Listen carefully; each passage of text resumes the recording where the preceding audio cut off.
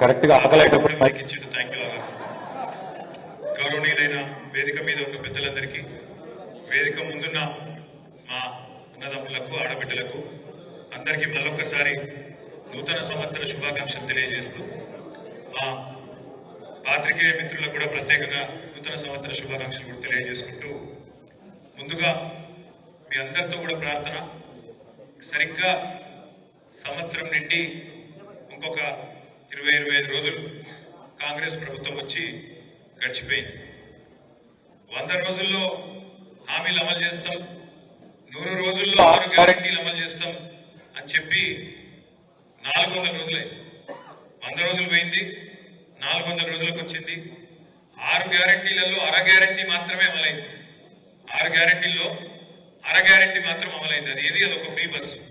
అది తప్ప ఇంతవరకు ఒకటి కూడా సరిగ్గా చేయలేదు. కాకపోతే వాళ్ళ మాటలు, దబాయింపులు, ఊకదంపుడు ఉపన్యాసాలు ఇవన్నీ చూసి ఇప్పుడే వినోదన్న చెప్పినట్టు నాకు కూడా వశం కాక రుణమాఫీ మీద అబద్ధాలు చెప్తుంటే మొన్న అసెంబ్లీలో అడిగినాం.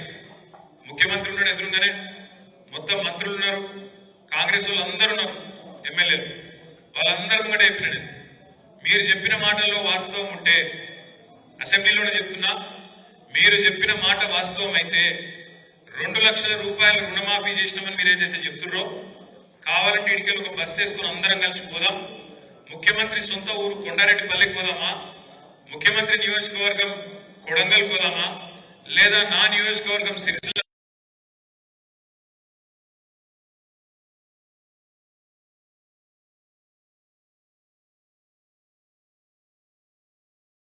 రాజీనామా చేసు కాదు, రాజకీయ సన్యాసం తీసుకుని అక్కడికి వెళ్ళండి మిగతా అని చెప్పారు. కానీ కాంగ్రెస్ వాళ్ళు పాపం వాళ్ళు బయటనేమో నరుకుతుండ్రు, అసెంబ్లీలో అడిగే వరకు నోరు పడిపోయినట్టు అయిపోయింది. ఏం చెప్పాలి, అటు ఇటు చూసారు. వెనకకెళ్ళి పెద్దపల్లి ఎమ్మెల్యే వేసాడు చెంగుమని. పెద్దపల్లి ఎమ్మెల్యే ఉన్నాడు విజయరామరావు, మా మాజీ ఎమ్మెల్యే మనోహర్ రెడ్డి సాబుడు ఇక్కడే ఉన్నాడు. విజయరామరావు లేచాడు, ఆయనకు రేషం వచ్చింది, లేచాడు, మైక్ తీసుకున్నాడు. ఏం చెప్తాడా నేను అనుకున్నాను, మీరు రాత్రి తమ్ముంటే పెద్దపల్లికి మా దగ్గర 70% రుణమాఫీ అయింది అన్నాడు. నేను అదే, మీరు సిగ్గులేదురా పోయి, మీకు ముఖ్యమంత్రి 100% అంటాడు, ఎమ్మెల్యే 100 అంటాడు, బయట బ్యాంక్ కూడా చాలా అంటాడు, బయట పోతేనేమో 20% కాలేదు, సిగ్గు ఇచ్చేది లేదు మీకు, కనీసం అబద్ధాలు చెప్పుకుంటున్నా ట్రైనింగ్ తీసుకొని చిన్న మీరు బేకారు అని చెప్పండి. వాళ్ళ వాస్తవం ఏంటంటే వాళ్ళకు పరిపాలన సాధన అయితే లేదు, వాళ్ళకు నడపస్తలేదు, నడపరాక ముఖం బాగాలేక అర్థం పలుకుతున్నాడు ఎక్కడికోడు గట్ల. ఇప్పుడు ఏంది, నాకు నడప సాధన అయితే లేదు, ఏం చేయాలి మరి నేను, రాష్ట్రం పరిస్థితి బాగలేదు అని చెప్పాలి. రాష్ట్రం పరిస్థితి కాదు, నీ నెత్తి బాగలేదు, నీ నెత్తిలో గుజ్జు లేదు, దానికి ఎవడేం చేస్తాడు?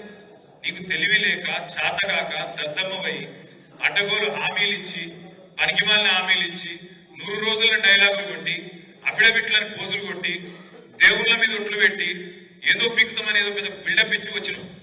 వచ్చి ఇవాళ ఏమైతుంది, శాతం అయితే లేదు, ఏం చేయాలో తెలుస్తలేదు, తెలియక ఇప్పుడు ఇంటికి వస్తుంటే ఇక్కడ చూసిన బయట మన కరెక్ట్ గా మన ఆఫీస్ ఎదురుగా టెంట్ వేసుకున్నాం. ఎవరు, సర్వశిక్ష అభియాన్ ఉద్యోగులందరూ టెంట్ వేసుకున్నారు. నేను అడిగితే వాళ్ళు ఏందమ్మా ఏమైంది అని, ఏం లేదు సార్, ఈ రేవంత్ రెడ్డి సరిగ్గా నవంబర్ 23లో మా దగ్గరకు వచ్చిండు సార్, వచ్చి ఏం చెప్పిండు, మీరు ఛాయ్ తాగే లోపల ముఖ్యమంత్రి అనేటోడు అనుకుంటే ఛాయ్ తాగే లోపల మీ సమస్య పరిష్కారం చేయొచ్చు, ఛాయ్ తాగే లోపల గవర్నమెంట్ ఆర్డర్ ఇచ్చి పంపించచ్చు, ఏముందమ్మా మీ సమస్య అని చెప్పిండు. చెప్పుడే కాదు, నన్ను గెలిపియండి, నేను పిలుచుకుంటా, ఛాయ్ తాగిపిస్తా, ఛాయ్ తాగే లోపల జీవో ఇచ్చి పంపిస్తా అని చెప్పిండు. అన్న మరి ఆయన ఛాయ్ పత్తి దొరుకుతలేదా, పాలు దొరుకుతలేవా, నీళ్లు దొరుకుతలేవా, ఏం దొరుకుతలేదో మాకు అర్థం కాక టెంట్ వేసుకొని కూర్చున్నాం అన్నారు. ఛాయ్ పత్తు మరి చక్కెరను అదేదో లేకపోతే మనం పంపిస్తాం. 22,000 మంది వాళ్ళు ఎదురు చూస్తారు. ఆడబిడ్డలకు చెప్పిండు, కేసీఆర్ ₹1,00,000 ఇస్తాడు, నేను తులం బంగారం ఇస్తాను. మరి ఇప్పుడు బంగారం షాపులు దిగుతలేరు, అయినాడు పుడతలేదా బంగారం, తులం బంగారం దొరకలేదా? సంవత్సరం అయిపోయి ఎన్ని లెగ్గాలైనాయి, 4-5 లక్షల పెళ్లిలు అయినాయి, ఒక్కలకన్నా నచ్చిందా? రాలే. రుణమాఫీ అన్నాడు, నేను ముఖ్యమంత్రిని అడుగుతున్నా, మళ్ళొక్కసారి వేదికగా అడుగుతున్నా, నేనే చెప్పినా మళ్ళీ చెప్తున్నా, ఎంత సిగ్గుదప్పిన ప్రభుత్వం అంటే, ఎంత ఇజ్జత్ లేని ప్రభుత్వం అంటే కాంగ్రెస్ ప్రభుత్వం. వీళ్ళే చెప్పారు, ఏం చెప్పారు, డిసెంబర్ 3కు ముందు తీసుకుంటే, అప్పుడు ఆదుకుంటారా మీకు, మనం రైతు బంధు కోసం 7,600 కోట్లు తయారు చేసి పెట్టినాం.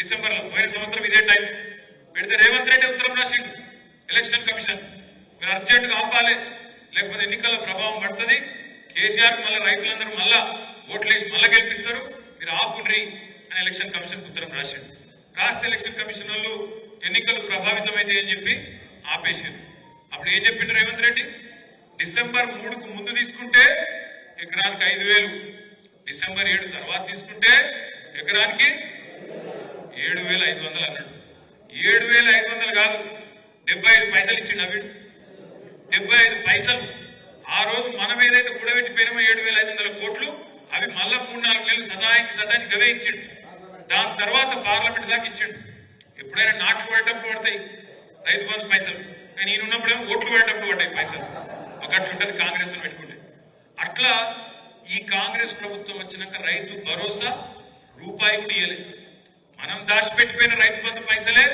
ఒక్కసారి ఏడిపించి 6 నెలలకు ఇచ్చిండు తప్ప ఈ సంవత్సరంలో ఒక్కటంటే ఒక్క పైసా కూడా రైతుకి ఇయ్యని ముఖ్యమంత్రి రేవంత్ రెడ్డి అదొక్కటే కాదు మీకు యాదుకుండాలి ఏమన్నాడు ప్రతిపక్షంలో ఉన్నప్పుడు 3 పంటలకు ఇయ్యాలి ఏది 3 పంటలకు ఇప్పుడేమంటాడు రైతు ప్రమాణ పత్రం రాసి అన్నాడు ఇప్పుడు మా బొప్పాపుడు శ్రీనివాస్ రెడ్డి నాడు ఇప్పుడు ప్రమాణ పత్రం రాసియాలి ఏమని నేను సాగు చేస్తా నేను ఖచ్చితంగా వ్యవసాయం చేస్తా అని రైతు ప్రమాణ పత్రం రాసి అధికారులకి అన్నాడు కేసీఆర్ ఉన్నప్పుడు మీరు ఎక్కడైనా దఫ్తర్ పోయినా రైతు దరఖాస్తు పెట్టిండా రైతు బంధు కోసం ఎవరికైనా దండం పెట్టినవా ఎక్కడ దండం పెట్టేది లేదు దరఖాస్తు పెట్టేది లేదు దఫ్తర్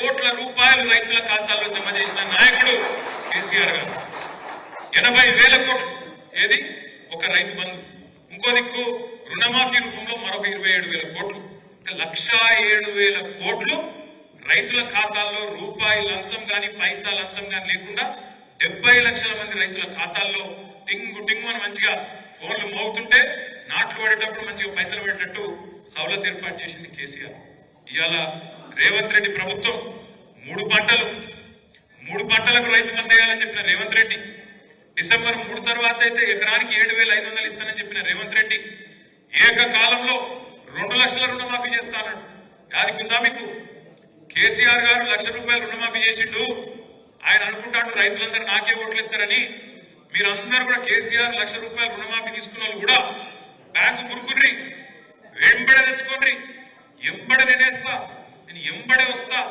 ఎంబడే సంతకం పెడతా అన్నాడు ఇప్పుడు ఎంబడ పడుతున్నాడు ప్రమాణ పత్రం రాయమని చెప్తున్నాడు ఇప్పుడు మీకు రైతు భరోసా ఏడట ఇలా కేబినెట్ మీటింగ్ ఉన్నది నేను నిన్న అడిగిన రేవంత్ రెడ్డి దమ్ముంటే చెప్పు అడిగిన ఎలక్షన్లకు ముందేమో వరంగల్ రైతు డిక్లరేషన్ అన్నావు ఇలా రైతు డిక్లరేషన్ ఇవ్వాలంటున్నావు ఇది ఎక్కడి నీతి రైతు ప్రమాణ పత్రం రాసిచ్చుడైంది ఎందుకు రాసి ఇవ్వాలి తెలియదా ఇవాళ ఊళ్ళలో మీ అధికారులకు అగ్రికల్చర్ ఎక్స్టెన్షన్ ఆఫీసర్ తెలియదా అక్కడ ఉండే గ్రామ పంచాయతీ సెక్రటరీకి తెలియదా లేదా ఊర్లో ఉండే సర్పంచ్కి తెలియదా ఎంపీటీసీకి తెలియదా ఏ రైతు సాగు చేస్తుండో ఏ రైతు సాగు చేస్తున్నాడో తెలియదా ఇలా రైతులను బదనాం చేసే కుట్ర అసెంబ్లీలో పెట్టిండు కాగితం ఏమంటాడా కాగితంలో రైతు బంధు వల్ల 22,000 కోట్ల రూపాయలు దారి వెళ్ళినాయని చెప్పి ఒక చెత్త మాట రైతును బదనాం చేసే మాట రైతును దొంగగా చిత్రీకరించే మాట మాట్లాడుతూ ఉన్నాడు 22,000 కోట్లు దారి వెళ్ళినాయి అంటాడు నాకు నిజంగా అర్థం కాకపోయి నేను అక్కడ ఉండే అధికారులను అడిగిన వ్యవసాయ అధికారులు కనబడ్డారు అసెంబ్లీలో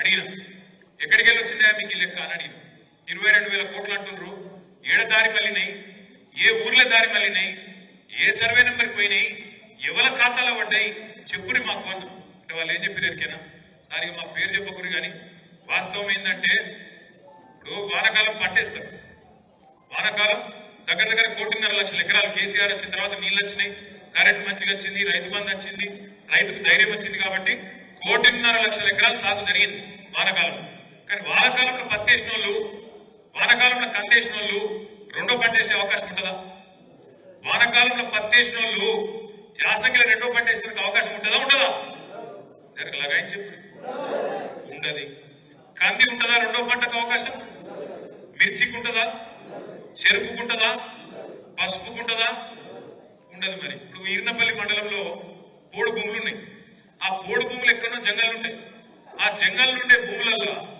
నీకు ఒక పంట పండుడే కష్టం, రెండో పంట పడుతుందా? ఎక్కడ బోరుబాయి మీద నడవలేదు, నడవది.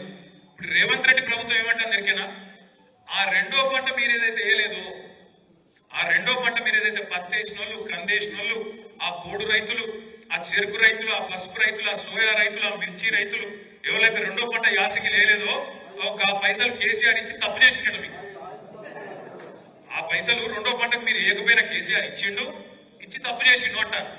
నేను ఇక్కడికి వచ్చినప్పుడు రవీంద్రరావు గారిని అడిగిన, రవీంద్రరావు గారు మరి పత్తి సంగతి ఏందని అడిగిన. రవీంద్రరావు గారు ఏం చెప్పినట్టు మాకు గైసింగారంలో కూడా పత్తి వేస్తాం, కానీ పత్తి వేసి ఏరి మొత్తం తీసే వరకే, పంట తీసే వరకే 6-7 నెలలు అవుతుంది, రెండో పంటకు ఛాన్స్ ఉండదు.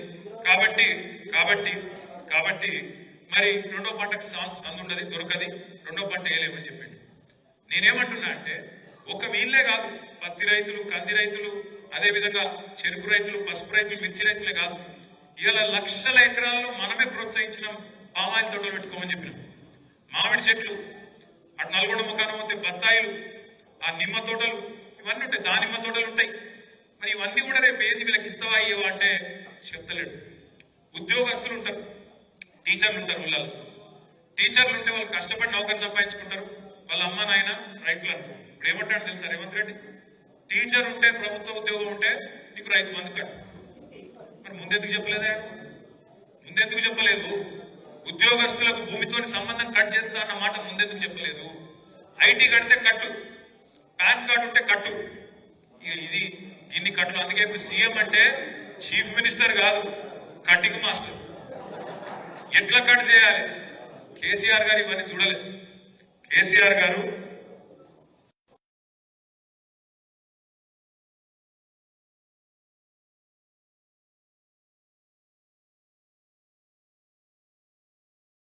నీళ్లు తేవాలి, గోదావరి నీళ్ళని తేవాలి, కృష్ణ నీళ్ళని తేవాలి, సిరిసిల్ల లెక్క, మన వేములవాడ లెక్క, మన మానకొండూరు లెక్క, ఈ హుస్నాబాద్ లెక్క ఈ ప్రాంతం మొత్తం కూడా కరువు ప్రాంతంగా, మెట్ట ప్రాంతంగా పేరుపడ్డది. ఈ ప్రాంతంలో నీళ్లు తెచ్చి సస్యశ్యామలం చేయాలనుకున్నాడు. నేను ప్రామిస్ చెప్తున్న, సిరిసిల్లకు వచ్చిన ప్రతిసారి నేను మొదలు చూసేది ఏంటంటే ఆ తంగలపల్లి వాక్ కింద నీళ్లు ఉన్నాయా లేవా అని చూస్తా. మన ప్రభుత్వం పోయినాక ఒక 6-7 నెలల పాటు మాత్రం చూస్తే బాధ అనిపించేది. వచ్చిపోయేటప్పుడల్లా ఎండిపోయినట్టు మళ్ళీ ఎప్పటి లెక్క ఎండిపోయి మొత్తం మళ్ళీ ఎడారి లెక్క వాగు బాగా చండాలంగా ఉంటుండే. కానీ మళ్ళొక్కసారి నీళ్ళు వచ్చినాయంటే కేసీఆర్ పుణ్యం, కాళేశ్వరం పుణ్యం. సిరిసిల్ల ప్రాంతంలో, రాజన్న సిరిసిల్ల జిల్లాలో ఇవాళ నీళ్లు దుంకుతున్నాయంటే ఖచ్చితంగా గోదావరి జలాలు ఇక్కడ దాకా వచ్చినాయంటే అది కాళేశ్వరం పుణ్యం. కానీ ఆ కాళేశ్వరాన్ని కూడా ఎన్ని రకాలుగా బదనాం చేసిన మీకు యాదుకున్నారు. కాళేశ్వరంలో 1,00,000 కోట్లు కొట్టుకుపోయినాయి, మేడిగడ్డలో బర్రె పడ్డది, బర్రె మేడిగడ్డ బరాజు పడలే, నీ పుర్రె పడ్డది. ఇలా పుర్రెలు చక్కగా లేవు. ఆ బర్రె పడ్డదని చెప్పి దానికి రాహుల్ గాంధీని తీసుకొచ్చి బర్రె చూడుర్రి దానికి ఫోటోలు కొట్టేది అంతర్జాతీయ ఏదో అయిపోయింది. ఏమైంది మరి? ఆడ భూకంపం వచ్చినా తట్టుకున్నది కదా, కాళేశ్వరం బరాజు తట్టుకోలేదా? మొన్న భూకంపం వచ్చింది అక్కడ మేడిగడ్డ కాడ, ములుగు జిల్లాల కింద సమ్మక్క సారక్క బ్యారేజ్ కాడ భూకంపం వస్తే కూడా 5.3 రిక్టర్ స్కేల్ మీద నమోదైతే కూడా ఏం కాలేదు. 28 లక్షల క్యూసెక్కుల వరద వస్తే కూడా మేడిగడ్డ బరాజ్ ఏం కాలేదు. నాకైతే ఒక అనుమానం ఉంది, పక్కా చెప్తున్నా, ఇదివరకు చెప్పినా మళ్ళీ చెప్తున్నా. ఆ రోజు కూడా ఏదో ఇల్లే చేసిర్రు అందరూ. ఆ రోజు కూడా ఖచ్చితంగా దాన్ని ఏమో చేసిండ్రు. ఇలా కొంతమంది అక్కడోళ్ళు ఇక్కడోళ్ళు ఉన్నారు అలా ఆ పార్టీలో. ఇప్పుడు కూడా ఎట్లన్నా చేసి కొట్టుకపోవాలని చూస్తారు, ఎట్లన్నా చేసి కొట్టుకపోవాలి. కేసీఆర్ చెడ్డ పేరు రావాలి.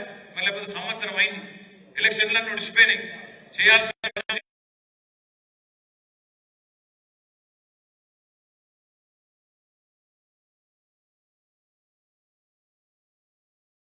నీళ్లు మొత్తం చివరి పడి దాకా ఇవ్వచ్చు, ఎక్కడ కోదాడ దాకా ఇవ్వచ్చు కిందికి. కానీ ఆ పని చేస్తలేదు. ఎందుకు? వాళ్ళ భయం ఏందిరికేనా? కాళేశ్వరం రిపేర్ చేసినాం అనుకో, మేడిగడ్డ రిపేర్ చేసినాం అనుకో, ఏం చేయాల్సి వస్తుంది? యాసంగిలో కూడా మళ్ళీ 1.5 ఎకరాలకు మళ్ళీ పైసలు ఇవ్వాలి.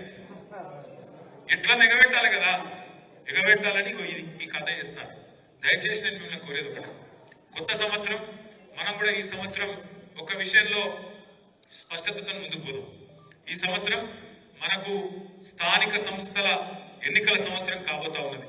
ఖచ్చితంగా ఎవరెవరైతే సర్పంచులుగా పోటీ చేయాలనుకుంటున్నారో, ఎవరెవరైతే ఎంపీటీసీలుగా పోటీ చేయాలనుకుంటున్నారో, ఎవరెవరైతే జిల్లా పరిషత్కు కౌన్సిలర్లుగా పోటీ చేయాలనుకుంటున్నారో, ఎవరెవరైతే సింగిల్ విండో డైరెక్టర్లుగా పోటీ చేయాలనుకుంటున్నారో వాళ్ళందరితో నా ప్రార్థన ఒకటే.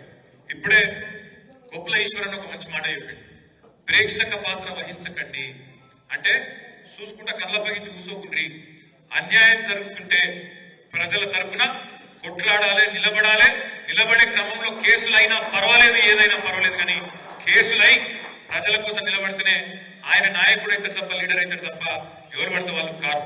అందుకే మీతోని ప్రార్థన, ఎవరెవరైతే ప్రజా ప్రతినిధులు కావాలనుకుంటున్నారో గట్టిగా తిరగాలి, గట్టిగా మాట్లాడాలి, గట్టిగా నిలబడాలి. ఆ క్రమంలో అయితే ఒకటో రెండో కేసులు ఏం ఫరక్ పడుతుంది? ఏం పీకగలుగుతాడు చిట్టినాయుడు? ఏమి కాదు, ఏం ఫరక్ పడది, ఏమి కూడా కాదు. మీరు ఎవరు భయపడక్కర్లేదు. ఇగో మన కళ్యాణ్ గారు, ఆయనతో పాటు హైదరాబాద్ నుంచి మొత్తం లీగల్ సెల్ కూడా వచ్చారు మీకోసం. ఇప్పుడే వినోద్ కుమార్ గారు చెప్పిన మాట, ఇక్కడ స్థానిక లాయర్లను కూడా ఒక ఇద్దరు ముగ్గురిని పెడతాం, ఆగరణకు అటాచ్ చేస్తాం. వాళ్ళకు నెలకు మొత్తం పార్టీ జీతం ఇస్తుంది, మొత్తం పార్టీ చూసుకుంటుంది, మీకు రూపాయి ఖర్చు పెట్టే అవసరం లేదు. రెండవది, హైకోర్టులో కూడా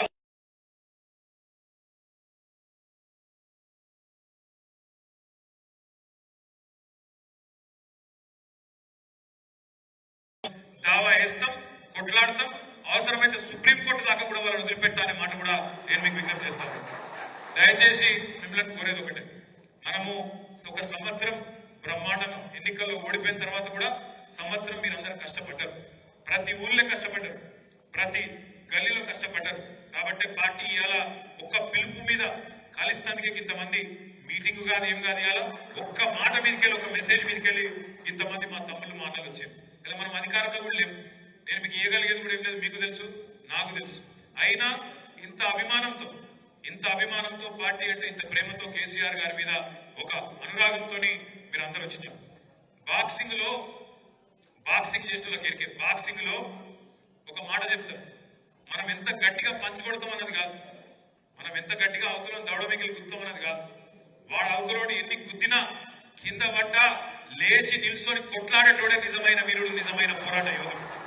వాళ్ళు కొట్టిండ్రు, ఈ సంవత్సరంలో వాళ్ళు మనం కొట్టిండ్రు, ఒక 5-6 దెబ్బలు కొట్టిండ్రు.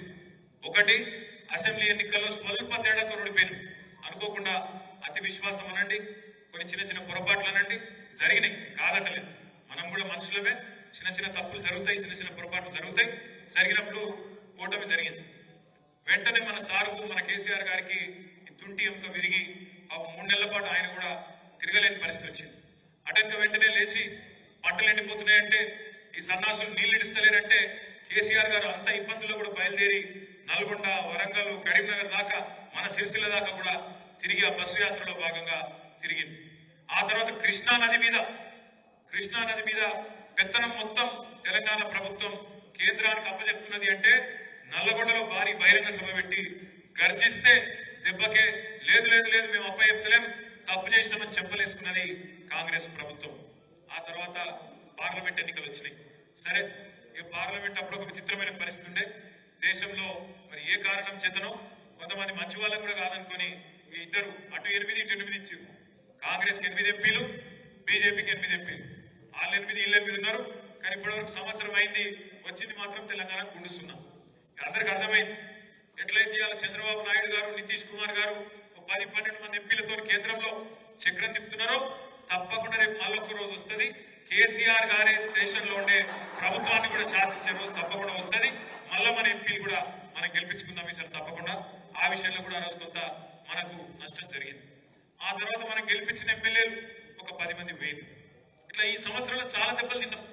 కానీ ఎంత దెబ్బ తిన్నా, ఎన్ని రకాలుగా ఇబ్బంది పడ్డా, ఒకటి మాత్రం పక్క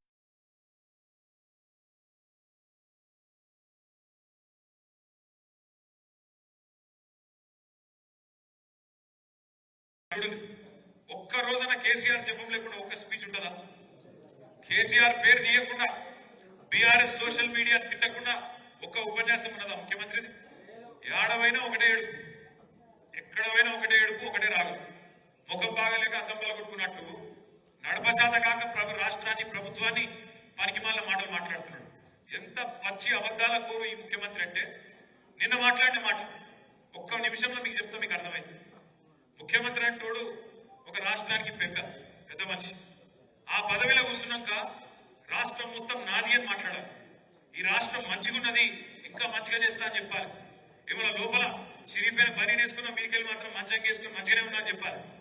కానీ ఈ నేత అవలగాడంటే రాష్ట్రం దివాలా తీసింది, రాష్ట్రం అప్లపాలైపోయింది, నా పరిస్థితి మొత్తం ఎత్తిపోయింది అట్లా చెప్పుకుంటాడు. ఎవడన్నా కనుక కొన్ని నెలల నిజం ఉందా? పచ్చి అబద్ధం అది. వాస్తవం ఏంది? ముఖ్యమంత్రి కనీసం లెక్కలు చెప్పడం కూడా సరిగ్గా చెప్తలేరు. వాస్తవం ఏంది? తెలంగాణ ఏర్పడిన నాడు 2014లో కాంగ్రెస్ ప్రభుత్వం మనకు అప్పచెప్పిన నాడు, ఏది ప్రభుత్వాన్ని మనకు అప్పచెప్పిన నాడు 369 కోట్ల రెవెన్యూ మిగులుతోని మనకు అప్పచెప్పిన, రెవెన్యూ సర్ప్లస్ తోని మనకు అప్పచెప్పింది. మనం దిగిపోయిన నాడు 2022-23లో ఆనాడు మనకు 369 కోట్ల రెవెన్యూ మిగులుతో అప్పచెప్తే మనం వాళ్లకు తిరిగి అప్పచెప్పిన నాడు 5,944 కోట్ల రెవెన్యూ మిగులుతోని వాళ్ళకు అప్పచెప్పారు. రెవెన్యూ మిగులు అంటే ఏంది మీకు అర్థమయ్యే భాషలో చెప్తాం. ఇప్పుడు రాష్ట్ర ప్రభుత్వానికి రాబడి ఉంటది, ఆదాయం ఉంటది, ఖర్చు ఉంటుంది. రెవెన్యూ రిసీట్ అంటారు, రెవెన్యూ ఎక్స్పెండిచర్. ఆదాయం ఖర్చు. ఆదాయం ఖర్చు కంటే ఎక్కువ ఉంటే మిగులు ఉంటుంది, రెవెన్యూ మిగులు. ఆ ఖర్చులు ఏమేమి ఉంటుంది రెవెన్యూ ఎక్స్పెండిచర్లో? ఏముంటదంటే జీతాలు, పెన్షన్లు, అప్పులు, మిత్తిలు, సబ్సిడీలు, ఇవన్నీ తీయంగా జీతాలు, పెన్షన్లు, అప్పులు, మిత్తిలు, సబ్సిడీలు ఇవన్నీ తీయంగా ఖర్చుల ఇవన్నీ ఓంగా మిగులు ఉన్నది అని మొన్న పెట్టిన బడ్జెట్ లో బట్టి విక్రమార్క గారు 1000 కోట్ల రెవెన్యూ మిగిలి ఉంది అని చెప్పి మొన్న 2024లో బడ్జెట్ పెట్టింది. ఒక దిక్కేమో బడ్జెట్ లో రెవెన్యూ మిగులు ఉంది, సర్ప్లస్ ఉంది అని ఒక దిక్కు చెప్తారు, 1000 కోట్ల మిగిలిందని ఒక దిక్కు చెప్తారు. నిన్న ముఖ్యమంత్రి నెలకు 4,000 ఘాటా ఉంది, ఏం చేయాలో చెప్తలేదు అని ముఖ్యమంత్రి చెప్తాడు. మరి ఆయన కూర్చొని మాట్లాడుకుంటలేరా? లేకపోతే ఆయన లెక్కలు వేరు, ఈయన లెక్కలు వేరా? ఢిల్లీకి పంపే లెక్కలు వేరు, అవి నాకెరికి. ఢిల్లీకి పంపే లెక్కలు వేరు, ఆ లెక్కలు వేరు. కానీ ఇక్కడ లెక్కలు కూడా ఇట్లా తారుమారైతే ఒకటే మంత్రివర్గంలో ఒక ముఖ్యమంత్రి, డిప్యూటీ సీఎం అలాగలగ లెక్కలు చెప్పొచ్చునా? ఇది ప్రజలను తప్పిదారి పట్టించడం కాదా? ఇది పచ్చి అబద్ధాలు చెప్పుడు కాదా? నీ ప్రభుత్వంలో నువ్వు పెట్టిన బడ్జెట్ లో నువ్వు కేబినెట్ లో కూర్చొని సంతకం పెట్టింది ఏంటి? రెవెన్యూ మిగులు ఉంది అని చెప్పినావు. అన్ని ఖర్చులు పోను, జీతాలు ఇయ్యంగా, పెన్షన్లు ఇయ్యంగా, మిత్తిలు కట్టంగా, అప్పులు కట్టంగా, సబ్సిడీలు ఇయ్యంగా 1000 కోట్లు మిగులుందని నువ్వే చెప్తావు. మళ్ళీ ఇంకో దిక్కేమో నెలకు 4,000 ఘాటా ఉందని చెప్తావు. ఆయన అబద్ధం ఆడుతున్నా, నువ్వు అబద్ధం ఆడుతున్నావు. ఎవరైనా పిచ్చోళ్ళని చేస్తున్నారు. అందుకే నేను అంటున్నా, నడపశాత కాక ఇవాళ అడ్డగోలు మాటలు మాట్లాడుతున్నాను. ఇంకొక దిక్కుమాల ప్రచారం చేస్తాడు. దీన్ని మనం ఊరు కూడా తిప్పి కొట్టాలి, బరాబర్ కొట్టాలి. మనం ఏదో అప్లపాలు చేసిపోయినాం రాష్ట్రాన్ని అంటాడు. మీకు ఇవాళ మళ్ళొక్కసారి చెప్తున్నాం, మనం మీరు చూసింటారు అసెంబ్లీ, మళ్ళొక్కసారి చెప్తున్నాం. మనం చేసిన అప్పులు మొత్తం పురుజా లెక్క తీస్తే, మొత్తం హిసాబ్ కితాబ్ చేస్తే, మనం 10 ఏళ్లు ప్రభుత్వాన్ని నడిపి మనం చేసిన అప్పు 4,17,000 కోట్లు. అంటే సంవత్సరానికి 40,000 కోట్ల చిల్లర.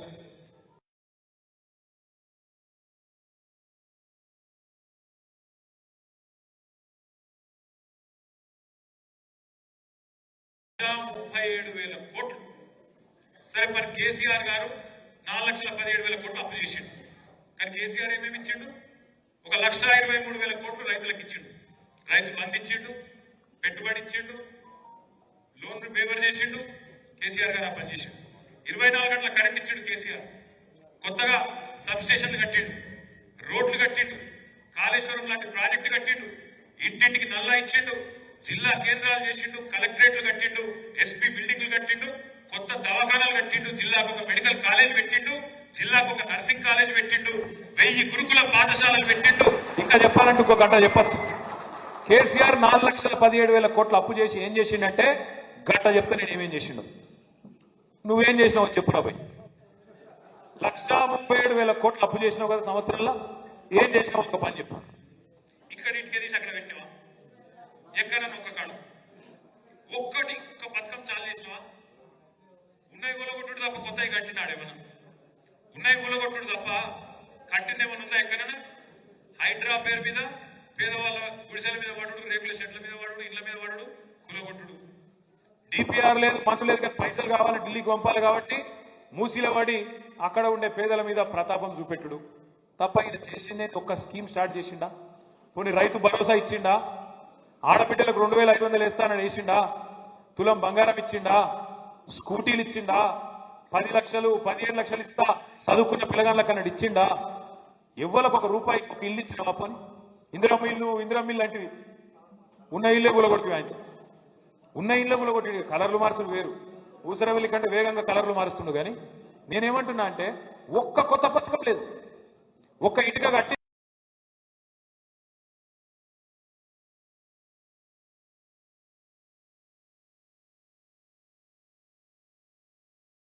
వేల కోట్ల రూపాయలు ఢిల్లీకి పంపుట్ల బిజీగా ఉన్నాడు ఈ ముఖ్యమంత్రి. అలా తెలంగాణ కాంగ్రెస్ పార్టీకి ఏటీఎం అయింది.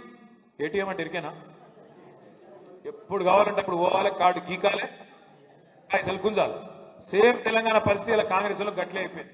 ఎప్పుడు కావాలంటే అప్పుడు రేవంత్ని విలువాలి, గీకాలే, పైసలు పోవాలి, గట్ల అయిపోయింది. ఇవాళ తెలంగాణ కాంగ్రెస్ కేమో ఏటీఎం అయిపోయింది. కానీ తెలంగాణలో పరిపాలన ఎట్లయిపోయింది? పిచ్చోని చేతిలో నాయి లెక్క అయిపోయింది. ఎప్పుడు ఎవరిని కొడుతారో తెలియదు. సిమెంట్ ఫ్యాక్టరీ పెడతా అంటాడు అదానిలో. అదాని సిమెంట్ ఫ్యాక్టరీ ఎడ పెడతా అంటాడు, ఒకటేమో కొడంగల్లో పెడతాడట, ఒకటేమో ఆడ రామన్నపేటలో పెడతాడు. అక్కడ వాళ్ళు భూములు ఇయ్య అన్నారు పాపం గిరిజన రైతులు. ఇయ్య అంటే ఏం చేసిండు? 40 రోజులు జైల్లో పెట్టిండు.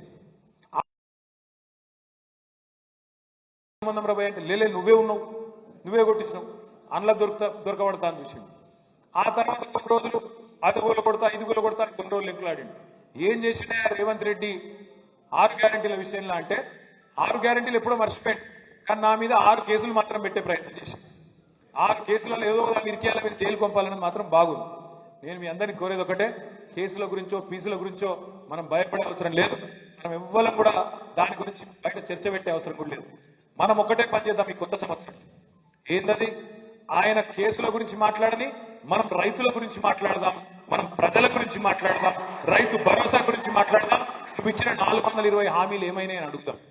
వాళ్ళు పాపం మన అటెన్షన్ డైవర్షన్ కోసం మనం ఏదన్నా చేసి మనం పక్కదారి పట్టియాలి, ఒక ఇదైందట అదైందట, ఒక గర్ల ఇదైందట కింద ఇదైందట అని చెప్పి వాళ్ళ చెవులు కొరుకుడు వీళ్ళ చెవులు కొరుకుడు. అది తప్ప ఇంతవరకు సంవత్సరంలో చేసిందేం లేదు. మనం ఒకటే తదేక దీక్షతోని అర్జునుడు కదా శిల్క కన్ను మీద దృష్టి పెట్టినట్టు మనం కూడా ఒకటే దాని మీద పెడదాం. ఏంటిది? ముసలోళ్లకు 4000 పెన్షన్ ఎప్పుడు ఇస్తావు అని అడగాలి. ఒక్కొక్క నెల ఒక్కొక్క కార్యక్రమం తీసుకుందాం అవసరమైతే కొత్త సంవత్సరంలో మంచిగా తీసుకొని నెలకొక్క ప్రోగ్రాం. ముసలోళ్లకు 4000 పెన్షన్ ఎప్పుడు ఇస్తావు? ఆడబిడ్డలకు నెలకు 2500 ఎప్పటి నుంచి ఇస్తావు? స్కూటీలు ఎప్పటి నుంచి ఇస్తావు? పిల్లగాళ్లకు ఫీజు రీయింబర్స్మెంట్ ఎప్పుడు ఇస్తావు అని చెప్పి నెలకొక్క ప్రోగ్రాం పెట్టుకుందాం.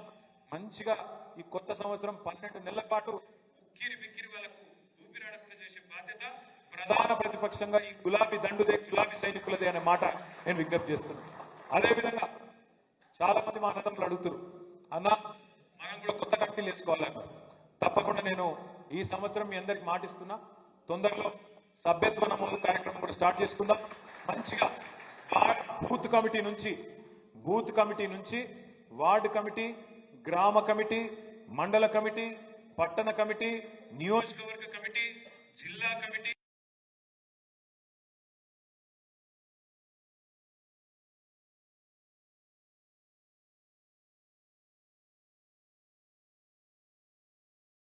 జిల్లాలలో శిక్షణ కార్యక్రమాలు కూడా పెట్టుకుందాం. అద్భుతంగా పటిష్టంగా మన పార్టీని నిర్మాణం చేసుకుందాం. మొదటి సంవత్సరం ఒడిసిపోయింది, మనకు తెలిసి తెలియకుండా అయిపోయింది 1 ఇయర్. ఈ సంవత్సరం కూడా మొత్తం ఎలక్షన్లలో ఈ కొట్లాటలనే పోతుంది. ఎందుకంటే ఇప్పుడు ఎట్లాగూ ఎలక్షన్లు వస్తాయి, మీకు తెలుసు నాకు తెలుసు. మళ్ళా రేవంత్ రెడ్డి మోసానికి శ్రీకారం చుడుతున్నాడు.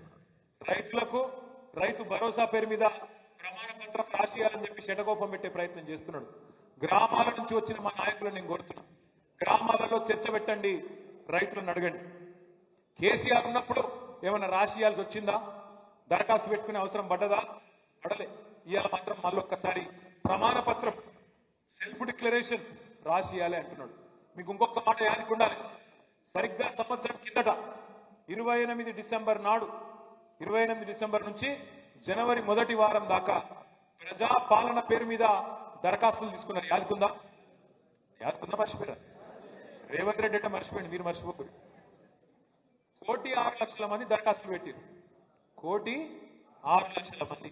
అందులో ఏమేమి ఉన్నాయో ఎరికైనా దరఖాస్తులలో? పెన్షన్ కోసం అదే దరఖాస్తు అన్నారు, రైతు భరోసా కోసం అదే దరఖాస్తు అన్నారు, మీ పేరు తీసుకున్నారు, మీ అకౌంట్ నెంబర్ తీసుకున్నారు, అన్ని తీసుకున్నారు. మరి మళ్ళీ ఎందుకు పెట్టమంటున్నారు దరఖాస్తు? 1,06,00,000. కరెక్ట్ మాట చెప్పినాడు మా తమ్ముడు. ఎక్కడికి వెళ్ళి చెప్పిండు?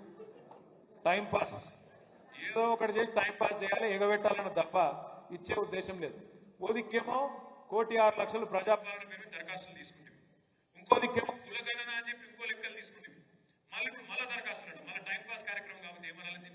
అందుకే ప్రభుత్వం దగ్గర 12 సీజన్లు కేసీఆర్ గారు ఎట్లయితే 12 కాలాలు మీకు రైతు బంధు చేసిండో ప్రతి ఒక్క రైతు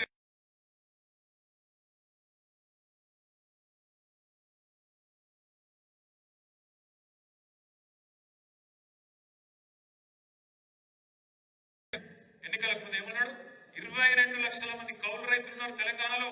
వాళ్ళందరూ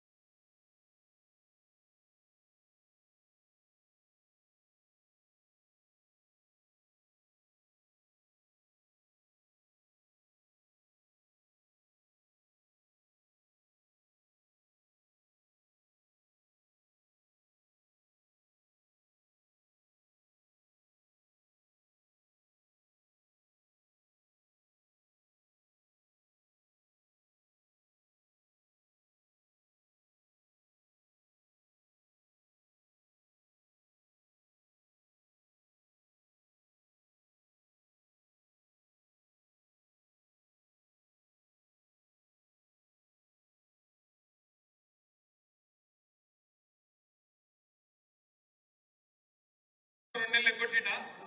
ఎంత అయింది లెక్క? ఎంత?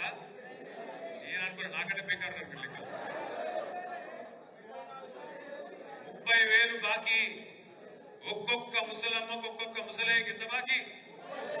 ఆ ముసలికి చెప్పి తయారు పెట్టిన ఎడమకాలు చెప్పు పట్టుకుని రెడీ కూర్చోవా? వస్తాడు కాంగ్రెస్ ఓటు పోటు అని వస్తాడు. నువ్వు ఒకటి అని చెప్పు. ఎందుకంటే దొరికేది ఇప్పుడే, మళ్ళీ ఇప్పుడు తప్పించుకున్నారు అనుకో.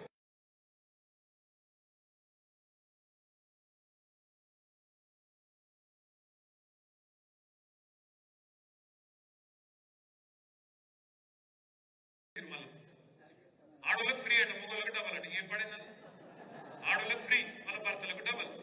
ఏమున్నా చెప్పిగా ఈ కిసలకి వెళ్ళిపోతుంది, ఈ కిసలకి వెళ్ళిపోతుంది. అంత రేటు కదే కదా అట్లుంటుంది కదా కాంగ్రెస్ తో. అందుకే చెప్తున్నా, అరిచేతుల స్వర్గం చూపెట్టడం ఎవరిని నమ్మద్దు. వాడు కేసులు పీసులను రాస్తాడు. ఇక ఏం రాసిన పేపర్ వాడు సిరిసిల్లలో ఏదో భారీ భూ కుంభకోణం, నీ పొద కుంభకోణం. ఏ కుంభకోణం జరగలే, ఏ లంబకోణం జరగలే. ఇక్కడ ఎవరో ఒకరు ఇద్దరు అవలగాళ్ళు, ఎవరో ఒకరిద్దరు అవలగాళ్ళు. అది కూడా చెప్తున్నాడు నేను. కేవలం ఇవాళ అధికారం వచ్చిన ఒక కొత్త ఇదిలా 2-3 కేసులు పెట్టించి ఏదో పైశాచిక ఆనందం పొందుతాం అనుకుంటారు. మన చేతిలో 4-5 సార్లు ఓడిపోయినాక పాపం కొద్దిగా మంచి స్థిమితం తప్పి దివాళ పనులు చేస్తారు. ఆడ పైన ముఖ్యమంత్రి ఎట్లున్నా ఇక్కడ ఈ అవలగాలు కూడా గట్లే ఉన్నారు. నేను వాళ్ళందరికీ ఒకటే చెప్తున్నా, మీకు కూడా ఒకటే చెప్తున్నా. ఇవాళ మిమ్మల్ని ఏ ఊర్లో ఏ మండలంలో ఎవడెవడు సతాయిస్తుండో మంచిగా రాసి పెట్టుకోండి.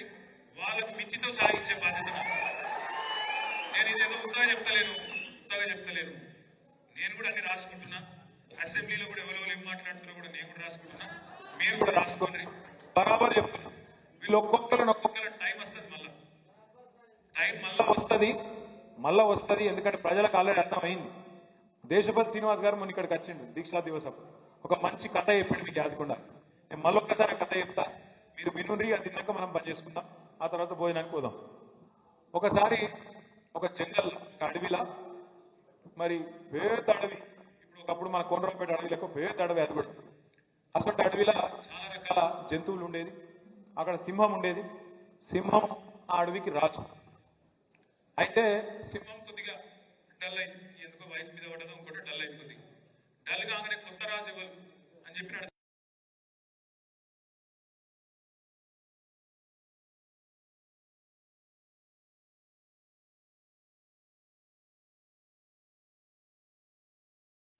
నీళ్ళు రంగు పెడతారు. ఆ నీళ్ళు రంగు తోటి పెద్ద బకెట్ ఉండేనాడు. ఆయన నక్కవై బకెట్లో పడ్డది. బకెట్లో పడి బయటకు వచ్చేవారు మొత్తం నీలం కలర్ లో మారిపోయింది. ఉడికింది, జంగలకు ఉడికింది, కొండరావుపేట జంగలకు పోయింది. పోయే వరకు అన్ని జంతువులు పరిశానట్టు, ఇది ఇతర కొత్త జంతువు వచ్చింది, స్వర్గంకి వెళ్ళి వచ్చిందా, యాడికెళ్ళి వచ్చింది, ఇది నాగమాగం అయినాడు. అయినాక వాడు అప్పుడు నక్క అర్థమైంది, అబ్బా ఇదేదో కథ మంచిగానే ఉంది, నేను కొత్త కనబడుతున్నా వీళ్ళందరికీ.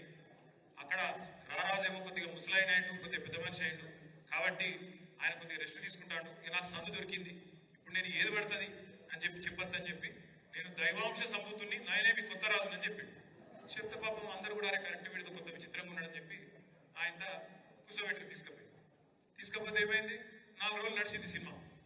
నడిచింది. ఇక రోజు ఇటు దుంకుడు, అటు దుంకుడు, ఇటు దుంకుడు, అటు దుంకుడు, పని చేసుడు లేదు, మనం లేదు. ఆయనతో ఒక రోజు ఏమైంది, ఆయనతో అన్ని జంతువులు కలిసి మీటింగ్ పెట్టుకున్నాక ఈ నక్క కూడా వచ్చింది, నీలం రంగు నక్క. పుసుకున్న ఆయన ఏమైంది, వారపడితే ఏమైంది, రంగు మొత్తం పోయి. రంగు అయినాక నక్క సంగతి ఏమైంది, ఈ బలిగింది, మళ్ళీ ఉరికించింది. సేమ్ టు సేమ్ ఇదే కథ తెలంగాణలో కూడా ఇలా జరుగుతుంది. ఒక నీలం రంగు నక్క, ఆ నీలం రంగు ముసలి నక్క కాంగ్రెస్. ఆ నక్కను మళ్ళొక్కసారి నమ్మి మోసపోయినాం. కానీ ఏం పర్వాలేదు, అప్పుడప్పుడు జరుగుతాయి, మనకు కూడా మంచి జరిగింది, మనం బాధపడేది కూడా ఏం లేదు. 5 ఏళ్ళు మనం కూడా అధికారానికి దూరం అయితే, మనం కూడా ఏమైనా చిన్న చిన్న పొరపాట్లు చేసింటే వాటిని మనం కూడా సరిదిద్దుకునే అవకాశం మనకు దక్కింది. అట్లాగే ప్రజలకు కూడా అర్థమైంది. ఎలక్షన్ల ముందు నేను ఒకటి విన్నా, ఆడాడ ఇంటుంటి నేను ఏమని కొంతమంది మాట్లాడుతున్నారు, మన ఓట్లకు పోతే ఏం కేసీఆర్ ఇంట్లోకి వెళ్ళిస్తున్నావా అన్నారా లేదా? మరి ఇప్పుడు రేవంత్ రెడ్డి ఇంటి ఇంకా పొలం అమ్మిస్తాడు, అప్పుడు అది కూడా తెలియదు కదా. ఒక్కటి చెప్పాలి,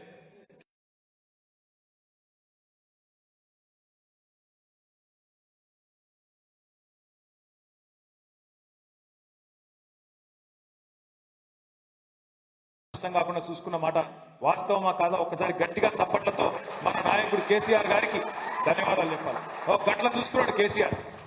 మరి ఇప్పుడు వీళ్ళ సంగతి మీకు కనబడుతూనే ఉంది. నక్క నిజరూపం బయటపడ్డట్టు కాంగ్రెస్ అనే ముసలి నక్క నిజరూపం బయటపడ్డది. ప్రజలు కూడా మమ్మల్ని అడుగుతారు. నిన్న నా దగ్గరికి ఒక జంట అమెరికాకి వెళ్ళి వచ్చారు. అమెరికాలో వాషింగ్టన్ డీసీలు ఉంటారు, వాళ్ళు పిల్లలు తీసుకొని సెలవులకు వచ్చారు. డిసెంబర్లో కలిసిపోతాం, ఫోటో దిగిపోతామని వచ్చారు హైదరాబాద్. వచ్చినాక మాట్లాడుకుంటా ఆ అమ్మాయిది మన చొప్పదండి కాన్స్టిట్యున్సీ మల్యాలు ఉన్నట్టు. అన్న బాగున్నారా, అంత పాత కరీంనగర్లు ఎట్లున్నారు, అట్లా ఇట్లా అని మాట్లాడుతుంది అమ్మాయి. నల్గొండ పిల్లగాన్ని చేసుకున్నది, పిల్లలు అమెరికా వాళ్ళు అక్కడనే పుట్టిరు, అన్నీ పెరుగుతాను.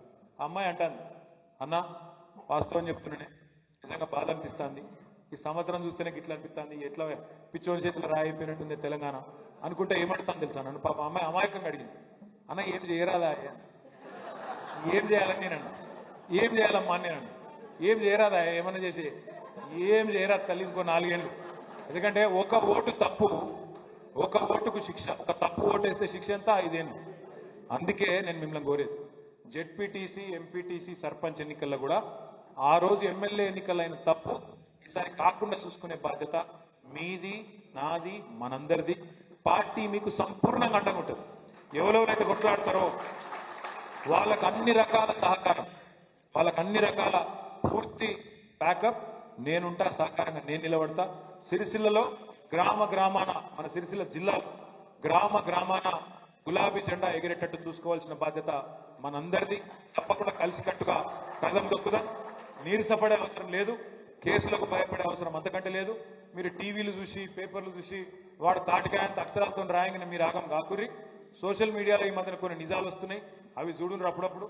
పేపర్ వాళ్ళని చూసి మీరు ఆగం కాకుర్రి.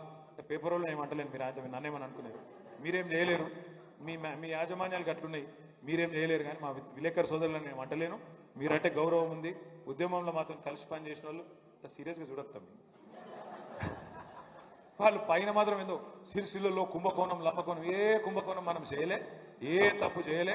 ఏ గాడిది కొడుకు మనం పీకేది కూడా ఏం లేదు, అది కూడా చెప్తున్నా. కాబట్టి తప్పకుండా మీకు అండగా నేనున్నా. మన జిల్లా పార్టీ ఉన్నది, రాష్ట్ర పార్టీ ఉన్నది, న్యాయవాదుల బృందం ఉన్నది, కింద న్యాయస్థానం ఉంది, పైన దేవుడు ఉన్నాడు.